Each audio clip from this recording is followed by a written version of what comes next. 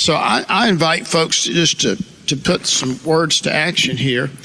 And if we need to find somebody that needs to have their shoe shine, we need to just go right on over and shine their shoes. Now go home and get your fucking shine box. Motherfucking. What is going on, everybody? Wired here. I hope you're having a wonderful, wonderful Wednesday. And the boycotts just keep rolling in. Budlight, Maybelline, Molson Coors, Target, Kohl's now apparently, and of course something I never thought I'd see go woke, Chick-Fil-A. Now Chick-Fil-A, at least around my area, we only have one, is pretty popular. They always have lines wrapped around their building to get their chicken. And I've eaten there, not consistently, but fairly often. I'd say their food is pretty good, actually. But they do really good business. They hold conservative values. They're always closed down on Sunday, which is, obviously they're doing very well if they can just shut down for a day, because that's not normal in this day and age. But they've had their fair share of controversies, really a lot from the left, because they hold, conservative Christian values. I remember when I was in school, we had a Chick-Fil-A on campus, and whenever we'd eat there was this one girl who was kind of in my friend's group because she was dating another girl, and her whole identity was pretty much being gay. Everybody knew it. It's all she ever talked about. And she would, start foaming at the mouth if she saw you eating Chick-fil-A because, they were very anti-LGBTQIA at the time. I don't know whatever happened to her, but, I'm sure she's still doing activist stuff somewhere and, getting offended over everything. But, yeah, I never thought I'd see this kind of turn of phrase from Chick-fil-A, which now they're getting down on their knees and begging for customers after hiring a diversity, equity, and inclusion person, which is a total virtue signal to the left, if you don't know. Anyone who's got diversity, equity, inclusion, complete virtue signalers.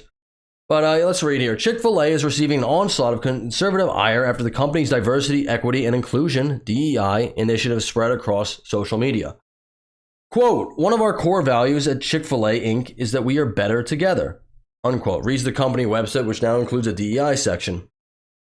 When we combine our unique backgrounds and experience with a culture of belonging, we can discover new ways to strengthen the quality of care we deliver to customers, to the communities we serve, and to the world. We understand that getting better at together means we learn better, care better, grow better, and serve better. Now, on its own, that sounds like a pretty wholesome and good message. But it gets a little more cringe as we keep reading on here.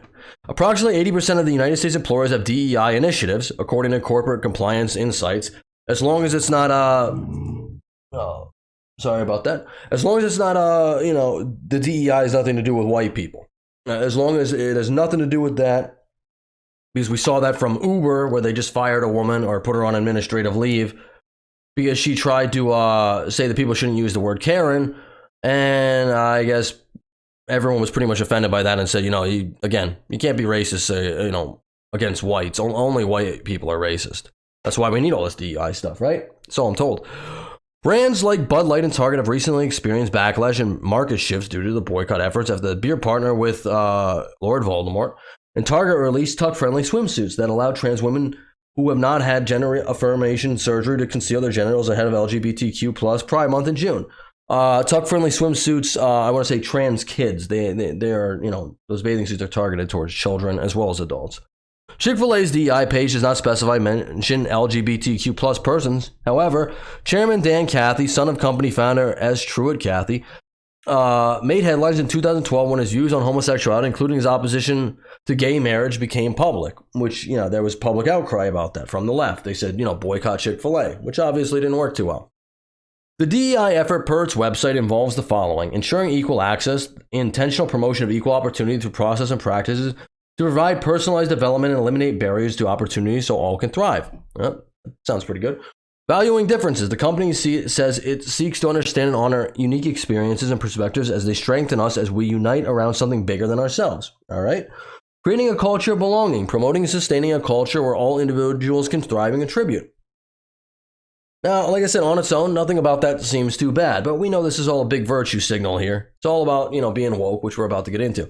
Other aspects include recruiting top-tier talent accomplished by routine collaboration with various national diverse professional development organizations, including Women's Food Service Forum, National Black MBA Association, and Association of Latino Professionals of America, and engaging through groups like Women in Business, Black Employee Resource Group, and Young Professionals.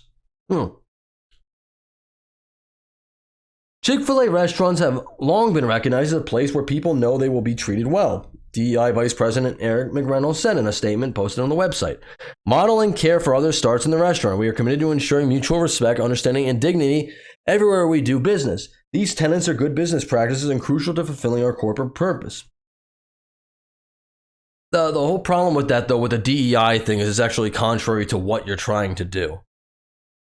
But, you know, we'll get into that then. The message has not been received well by some. Everything good must come to an end, tweeted Wade Miller, Executive Director of Citizens for Renewing America, a conservative organization that's against woke policies. Here at Chick-fil-A is stating its commitment to systemic racism, sexism, and discrimination. I cannot support such a thing. Something tells me at Chick-fil-A is going to be called to repent soon, tweeted one person. According to Twitter user, another Twitter user, wrote that the company is hopefully going to lose millions of loyal customers for bowing to DEI. Chick-fil-A is infected with diversity, equity, and inclusion, and will only be a matter of time before that place falls in every way possible. And this all goes along with a video here that I'm going to play for you that's super cringe. I hope you don't get secondhand embarrassment from it, but I definitely did. Video is recirculated of Dan Cathy saying during a roundtable discussion in June 2020 at Passion City Church, Atlanta, Georgia, that white Christians should fight against racism and help Black Americans from experiencing injustice. Oh, okay. That doesn't sound like a terrible message on its own. We as Caucasians, until we're willing to just pick up the baton and fight for our Black African American brothers and sisters, which they are as one human race, we're shameful, Cathy said. We're just adding to it. The panel appearance included Cathy getting on his knees and shining the shoes of Lecrae, a Black Christian rapper. I hope I'm saying that right. And prepare for a secondhand embarrassment here, folks. A story that was shared with me by a dear friend who shared with me about a revival that was taking place at a church in Texas. And at that revival on the front seat was an older African American man that was sitting there. And this young man got up that was there in that service, and he'd been so gripped with conviction about the racism that. And you know this isn't staged either, because, you know, I mean, this isn't a virtue signal to the left or anything like that, because people just normally carry around shoe shining brushes just in their pockets. I know, I don't leave the house without like 4 of them. So. It was in that local community in a small town in Texas that he took a shoe brush and he walked over to this elderly gentleman and he knelt on his knees and began to shine his shoes. And tears began to flow in that service. I would imagine tears from secondhand embarrassment. It was an attitude of conviction. So I invite folks to put some words to action here. And if we need to find somebody that needs to have their shoe shine, we need to just go right on over and shine their shoes. And whether they got tennis shoes on or not, maybe they got sandals on, it really doesn't matter. But can you imagine how awkward this must be for this gentleman right here? He's just got to be like, what is he have? Look at his face. What is happening right There's now? a time in which Why we need to have, happening? you know, some personal action here. Maybe we need to give him a hug of this too. young man in this sort of way. That's some stock in Chick-fil-A.